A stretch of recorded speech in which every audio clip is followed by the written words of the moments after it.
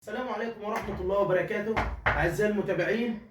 ده الفيديو رقم 16 من الأسئلة اللي بتجينا وبنجاوب عليها. وواحد اشترى شقة، قطعة أرض، أيا كان نوع الشيء اللي أنت اشتريته، وقبل ما عمل صحة توقيع يا أستاذ والله اللي باع لي ده توفى، أنا هعمل إيه؟ صحة التوقيع ينفع ترفعها على الورثة.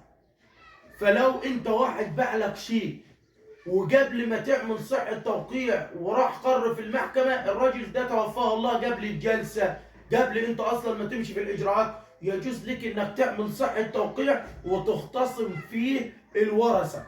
فمش معنى ان اللي باع لك مات ان انت مش هتقدر تعمل صحة توقيع، لا، اللي باع لك مات ورثته موجودين، ينفع تعمل عليهم صحة التوقيع وهتبقى زي ما يكون اللي باع لك الاصلي موجود، مفيش اي اختلاف. بس تختصم كل الورثة وما تغفلش حد منهم، عشان اللي هتنساه هيرجع ينازعك في العقد بتاعك.